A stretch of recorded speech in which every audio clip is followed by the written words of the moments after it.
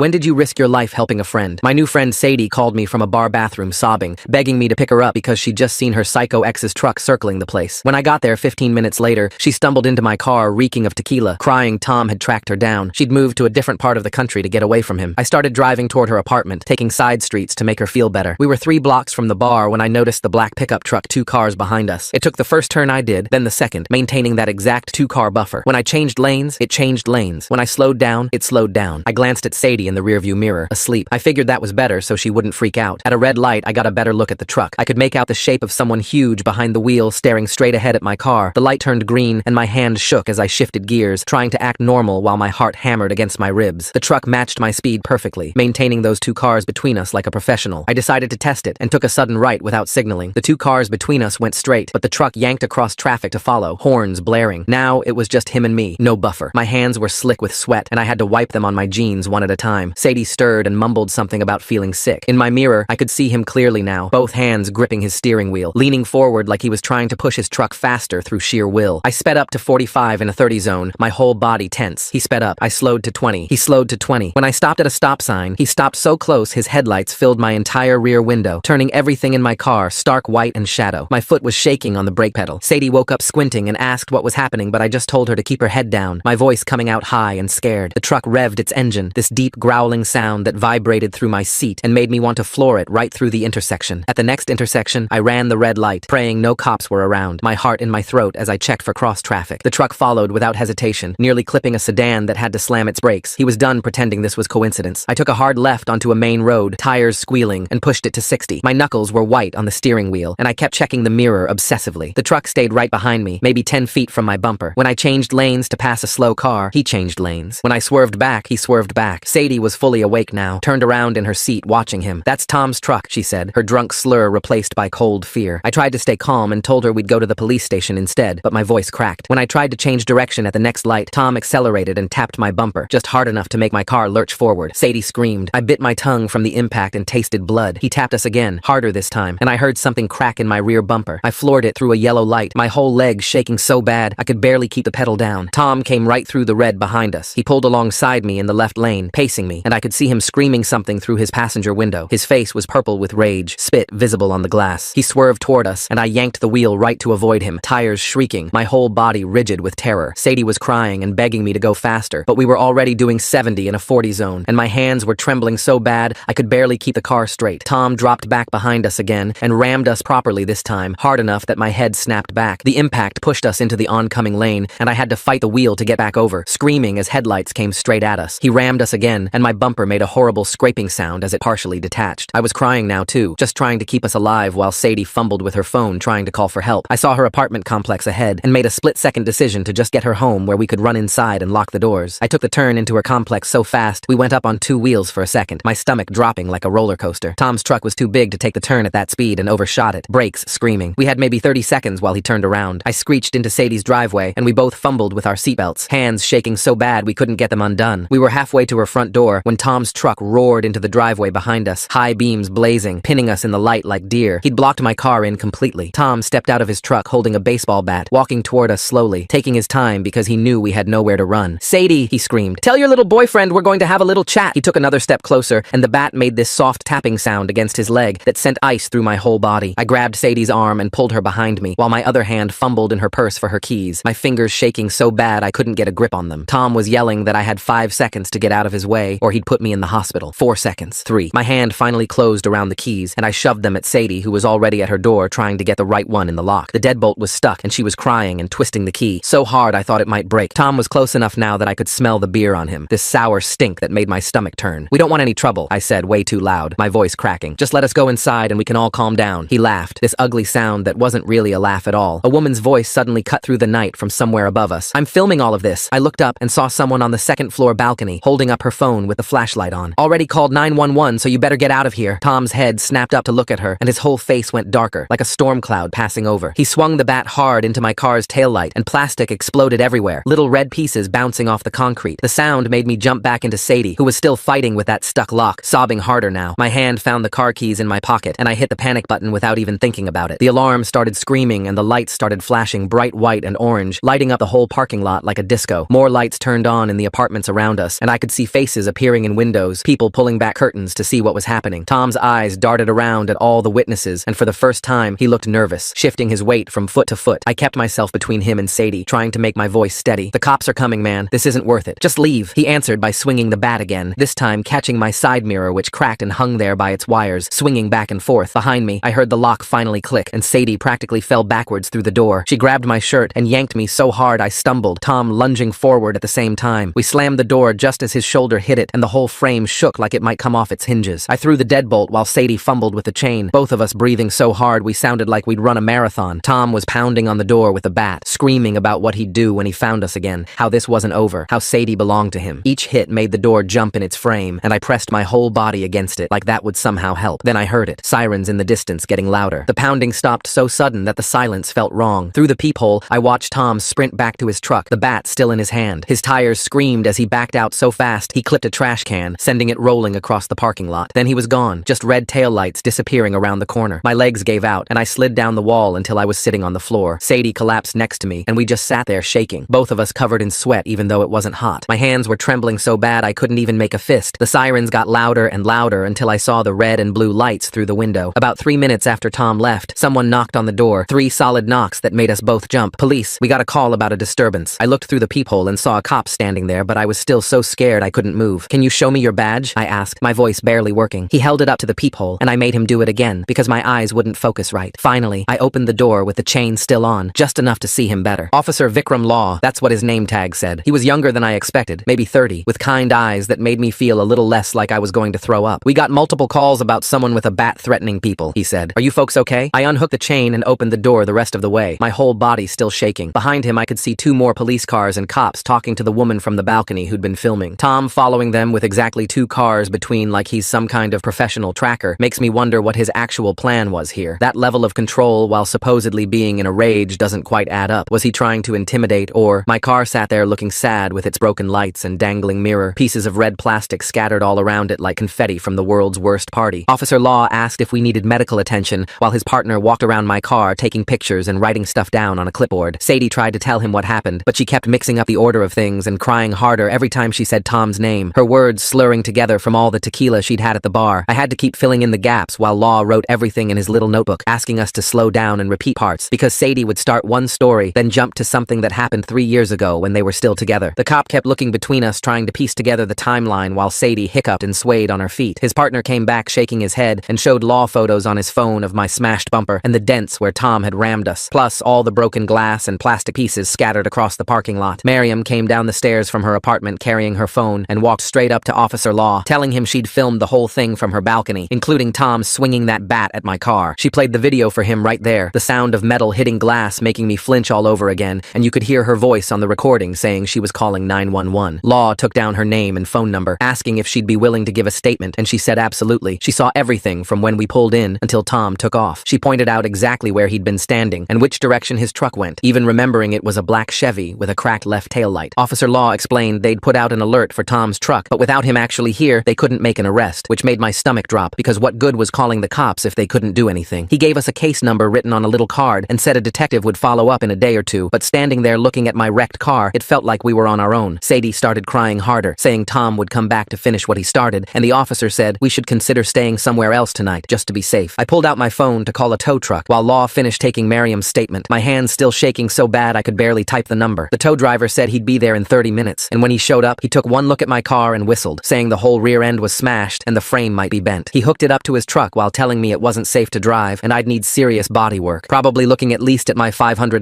deductible, which I definitely didn't have sitting in my bank account. Miriam went back upstairs and came down with a bag of frozen peas from my neck, which was killing me from when Tom rammed us, and my head snapped back. She also had a first aid kit with gauze for my tongue, which was still bleeding from where I'd bitten it during the impact, and when I spit into a tissue, it came out pink. The cops left after giving us more cards with victim services numbers and telling us to call if Tom showed up again, their cars pulling away and leaving us standing in the parking lot at 2 in the morning. Sadie turned on me suddenly, saying this was my fault for bringing her here instead of driving straight to the police station like she'd wanted. I snapped back that she could have mentioned her psycho ex was in town before I picked her up, and we went back and forth getting louder until Miriam stepped between us. We both stopped and looked at each other, realizing we were just scared and taking it out on the wrong person, and Sadie grabbed my hand, squeezing it while we both said sorry at the same time. Miriam said we should document our injuries for the police report and offered to drive us to the urgent care place that was was open all night. We piled into her Honda, me in the back holding the bag of peas against my neck, while Sadie sat up front still sniffling. The urgent care waiting room had that gross hospital smell and fluorescent lights that made everything look green. The nurse called us back one at a time, taking photos of the bruising already showing up purple on my neck and writing notes about my swollen tongue. She gave me papers about concussion symptoms to watch for and said I was lucky it wasn't worse, which didn't make me feel very lucky at all. Sadie got checked too, the nurse documenting some bruises on her arms from when she'd braced herself during the chase, plus checking her blood alcohol level for the report. We finally got back to Sadie's apartment around 4:30 in the morning, Miriam saying to call if we needed anything before heading back upstairs. I crashed on Sadie's couch, still wearing my clothes from earlier, too tired to even take my shoes off. My phone buzzed with a voicemail notification, and when I played it, there was just heavy breathing and the sound of an engine revving over and over, making my whole body go cold because I knew it was Tom, and somehow he'd gotten my number. I deleted it immediately but couldn't fall back asleep, just lying there staring at the ceiling and jumping at every sound outside. Officer Law called around 9 the next morning asking how we were doing and giving us information about getting a protective order from the courthouse. He gave me another number for someone named Priya Lockhart, who he said was a domestic violence advocate who could help us navigate all the legal stuff. When I told Sadie about it, she shook her head, saying she was too embarrassed and this whole mess was her fault for dating Tom in the first place. She kept saying she should have known better and she didn't want some stranger judging her for staying with him as long as she did. Miriam knocked on the door around noon with sandwiches, and when Sadie repeated what she'd said about being embarrassed, Miriam sat down next to her on the couch. She told Sadie that shame is what keeps people trapped in bad situations and there's no judgment in asking for help when you need it. That the only person who should be embarrassed is Tom for being such a piece of garbage. The next morning I had to call my supervisor and tell her I'd be late, and when she asked why I just said I had a personal emergency, she wasn't happy and reminded me I'd already used my sick days this month, but I couldn't exactly explain that I'd spent the night dealing with a stalker situation. When I finally got to work around 10, everyone kept looking at me weird, probably because I looked like hell from not sleeping. I jumped when someone walked behind my desk to get to the printer, and my hands were shaking so bad I could barely type. My coworker asked if I was okay, and I just nodded and tried to focus on my computer screen, but I kept checking my phone every 5 minutes to make sure Sadie was all right. That afternoon, we drove to the Domestic Violence Center to meet with Priya, who turned out to be this calm woman in her 40s who'd clearly done this 1,000 times. She sat us down in a small office with posters about safety planning on the walls and walked us through everything step by step. She told us to vary our routines, never take the same route twice, check under our cars before getting in, keep our phones charged at all times, and have 3 different people we could call if something happened. She gave us these little cards with emergency numbers and showed Sadie how to set up her phone so she could call 911 with just one button. Priya also helped us think through safe places we could go if Tom showed up, like stores with security cameras or the police station, and she made us practice what we'd say to 911 to get the fastest response. The next day, we went to the courthouse to file for a temporary protective order, which meant sitting in a waiting room for 2 hours before someone called us back. The clerk gave us this huge stack of papers to fill out, asking for every detail about what Tom had done, when he'd done it, and who witnessed it. Sadie had to write out everything that happened, starting from when they were together and he'd hit her, all the way through the car chase, and by the time she finished writing her statement, her hand was cramping and she was crying again. We had to list Tom's full name, address, workplace, car make and model, and any weapons he might have, which made Sadie remember he had a gun collection at his place. After another hour of waiting, we finally got called in to see the judge, who was this older guy who barely looked up from the papers while Sadie explained why she needed protection. The judge signed the order and told us it would be good for 2 weeks, but then he dropped a bomb that it wasn't valid until Tom was actually served with the papers. He explained that someone from the sheriff's office would have to physically hand Tom the documents, and until that happened, the order meant nothing. We asked how long that would take, and the clerk just shrugged and said it depended on whether they could find him. 3 days went by, and we kept calling the sheriff's office to check if they'd served Tom yet, but every time they said they couldn't find him at his last known address or his workplace. The process server told us Tom's apartment manager said he hadn't been there in days, and his boss at the construction site said he hadn't shown up to work all week. They told us to stay alert and call 911 if we saw him, but I wanted to scream at them that the whole point was to keep him away from us, not wait until he showed up again. On the 4th night, I was making dinner when my phone buzzed with a text from Miriam saying she'd just seen a black truck circle our parking lot twice real slow. My stomach dropped and I ran to the window but couldn't see anything, so I called 911 while Sadie grabbed a knife from the kitchen drawer. Getting served protection papers sounds harder than getting served at a fancy restaurant. Tom's playing hide and seek while these two are stuck playing sitting ducks with kitchen knives. The dispatcher said they'd send someone to check it out, but by the time the cops showed up 20 minutes later, there was no sign of any truck. The officer said without plates or proof it was Tom, there wasn't much they could do, and I wanted to throw something at him for being so useless. I wasn't sleeping at all by this point, just lying on Sadie's couch with my eyes open, listening to every car that drove by and every footstep in the hallway. Every time the building creaked or someone slammed a door, I'd jump up and check the windows, my heart pounding so hard it hurt. I maybe got 3 hours of sleep a night if I was lucky, and I was running on so much coffee my hands wouldn't stop shaking. Sadie was worse, waking up screaming from nightmares, and then staying up the rest of the night watching the door with a baseball bat in her lap. The insurance adjuster finally came to look at my car, and when he finished his estimate, I almost threw up. Between the deductible and what what they wouldn't cover, I was looking at $1,500 out of pocket, plus rental car costs, since mine would be in the shop for at least a week. My credit card was already maxed from buying groceries for both of us, since Sadie was too scared to leave the apartment to go to work, and now I had no idea how I'd pay for the repairs. Then Sadie found Tom's social media and showed me these posts he'd been making. Stuff like, "Some people don't know when they've got a good thing," and "Betrayal always comes back around," with angry face emojis. It was obviously about her, but vague enough that when we showed it to the cops, they said it didn't count as a direct threat. Priya told us to screenshot everything anyway and keep adding it to our file, so we spent an hour going through all his accounts and saving every post that seemed even slightly threatening. By the end of the week, my supervisor pulled me into her office and shut the door, which is never a good sign. She said my performance had been slipping. I'd been late 3 times, and other people had noticed I seemed distracted and jumpy. She gave me an official warning and said if things didn't improve, we'd have to discuss my future at the company. Then she mentioned the employee assistance program had free counseling sessions, sliding the brochure across her desk with this look that said she knew something was seriously wrong with me. I took the brochure and left her office with my hands shaking, knowing she was right about everything being wrong with me. That night, I showed Sadie the brochure while we sat on her couch eating takeout Chinese food. She was picking at her lo mein and said the protective order hearing was next week and she wasn't sure she could do it. Her hands kept moving, folding and unfolding the paper napkin over and over while she talked about how testifying might make Tom even madder. I put my hand on hers to stop the napkin folding and told her whatever she decided was okay with me. She deserved to feel safe no matter what that looked like for her. The week passed in a blur of work and watching Sadie pace around the apartment, changing her mind every few hours. The morning of the hearing, we got to the courthouse early and sat on the hard wooden benches outside the courtroom. Priya showed up with a thick folder of papers and sat next to us going over what would happen. We waited for 2 hours watching other cases go in and out of the courtroom doors. Tom never showed up, and neither did anyone who looked like they might be his lawyer. Finally, a woman in a suit came out asking for Sadie's case number and told Priya that Tom's lawyer had filed for a continuance. She said they claimed they weren't properly notified, even though Priya had all the paperwork showing they were. The judge came out for 30 seconds to extend the temporary order, but said we had to come back in 2 weeks. Walking back to the car felt like we'd run a marathon for nothing and had to start all over again. The next week was quiet, but the quiet was almost worse than when things were happening. Every black truck I saw on the road made my heart pound, and I'd have to check the license plate. Sadie wouldn't leave the apartment unless she absolutely had to, and even then, only with me. She quit going to work and started calling in sick every day until they fired her over the phone. I'd catch her standing at the window with the curtain pulled back just a tiny bit, watching the parking lot. At night, she'd wake up at every sound, and I'd find her checking the door locks again. Priya came over one afternoon with paperwork for a transitional housing program that would move Sadie somewhere safe. The address would be confidential, and Tom wouldn't be able to find it, even if he tried looking. But it meant Sadie would have to leave everything behind, including her job and all her friends here. She'd get a small apartment in another city and help finding a new job, but it would take time. Sadie filled out the forms slowly, like each answer hurt to write down on the page. I finally called the number on the employee assistance brochure and made an appointment with a therapist for the following week. Admitting I needed help felt like giving up, but I couldn't keep jumping at shadows and checking my mirrors constantly. The intake appointment was in a small office building downtown, and I had to fill out 20 pages of forms. The therapist was an older woman who listened while I talked about everything that had happened with Tom. She said what I was feeling was normal after trauma, and we'd work on coping strategies together over time. 3 days later, Priya called with news that Tom had finally been served with the protective order papers. They'd found him at his mother's house in another state, and a sheriff's deputy had handed him the papers personally. The order was now enforceable, which meant he had to stay 500 feet away from Sadie at all times, but that only helped if we saw him coming from far enough away to do something about it. Sadie got approved for the transitional housing program, but wouldn't be able to move in for another month. We started packing her things into boxes a little at a time, being careful about when we went to the storage unit. We'd leave at different times each day and take different routes so nobody could track our pattern. I'd watch the mirrors the whole time, and Sadie would sit turned around watching behind us constantly. Work was getting better since I'd explained some of what happened to my supervisor without giving her all the details. She moved my desk away from the window and let me take breaks when I needed to calm down. But loud noises still made me jump, and slam sounds from the warehouse made my whole body go tight. I started picking up overtime shifts when I could to help pay for everything that had piled up lately. Then we got a letter from Tom's lawyer saying he was entering anger management and wanted the protective order dropped. The letter talked about how he was getting help and just wanted to move on with his life peacefully. Priya said this was typical manipulation and we shouldn't respond or even acknowledge we'd gotten the letter at all. But it made Sadie start second-guessing everything and wondering if maybe he really was trying to change this time. She'd stare at the letter for hours, like the words might change if she looked long enough. My car was finally done at the shop after weeks of waiting for parts to come in for the bumper. The bill was huge, even with insurance covering most of it, and I had to put the deductible on my credit card. Between that and the rental car costs, I was behind on my electric bill and phone bill already. The overtime helped, but being exhausted all the time made the anxiety worse, and I'd lose track of conversations. I'd be at work trying to focus on spreadsheets, but my mind would drift to checking exits and windows constantly. 2 weeks later, I got another court summons and had to take more time off work for the hearing. The courtroom was smaller this time, with just me and Sadie and our lawyer on one side, while Tom appeared on a TV screen from wherever he'd run off to. He wore a button-up shirt shirt and kept his hands folded like he was at church, telling the judge he was getting help and wouldn't contact Sadie anymore. The judge extended the protective order for a year, but said it would be harder to enforce with him in another state. After the hearing, Miriam from our building called a safety meeting in the lobby, and about 20 neighbors showed up with coffee and cookies. People I'd never talked to before were sharing how they'd installed doorbell cameras and motion lights after what happened. One older guy said he'd started checking the parking lot at night, and another woman offered to walk with anyone who felt unsafe. It was nice knowing people were looking out for each other, even if it came from something terrible. A month passed, and Sadie's move-out date finally came around. I helped her pack the last boxes while we both tried not to cry about her leaving. She taped up boxes of kitchen stuff and clothes while I wrapped her pictures in newspaper. We didn't talk much, but kept bumping into each other and hugging. She was scared, but also relieved to go somewhere Tom couldn't find her. We set up a secure messaging app on our phones and promised to stay in touch. The moving truck pulled away, and I stood in her empty apartment for a while before locking up and giving the keys to the manager. I moved back to my own place that weekend, but kept checking my locks over and over before bed. The therapist said being super aware of everything was normal after trauma and gave me breathing exercises to try. We worked on coping strategies every week, but progress was slow, and some days I'd still jump at normal sounds. My coworkers stopped asking if I was okay, which helped me focus better on actually doing my job. 6 weeks after Sadie left, I got a text from her saying she'd settled into her new place and was feeling safer. I wonder if Tom picked another state on purpose to make it harder to enforce the protective order. How did he even know to do that? She'd started a new job at a dental office and was seeing a counselor there too. She sent a picture of her new apartment with plants in the windows and said she was taking things one day at a time. I saved the picture and looked at it whenever I worried about her. 3 months after that night with Tom chasing us, I still tensed up seeing black trucks, but I was functioning better overall. Work was back to normal, and I'd caught up on all the projects I'd fallen behind on. My car was finally fixed with a new bumper and paint job that cost way too much. I was slowly paying down the credit card debt from everything, making extra payments when I could. The rental car bill alone had been crazy, and the therapy co-pays added up fast, but at least I could drive without checking my mirrors every 5 seconds now. Then Priya called one afternoon while I was grocery shopping to check in on how I was doing. She mentioned Tom had violated the protective order by calling Sadie's mom trying to find out where she'd moved. There was now a warrant out for his arrest, which gave me some comfort even though they hadn't caught him yet. She said these guys usually mess up eventually and get caught, but to stay alert just in case. I thanked her and hung up feeling both better and worse at the same time. Standing there in the cereal aisle, I realized I'd probably never feel completely safe the way I did before all this happened. Tom was still out there somewhere doing who knows what, but Sadie was alive and rebuilding her life in a new city with a new job and new friends. Sometimes keeping a friend breathing is the only victory you get, and that has to be enough. Well, folks, that's all the time we've got together today. Thanks for letting me question things right alongside you until we run into each other again. Like the video, it helps more than you think.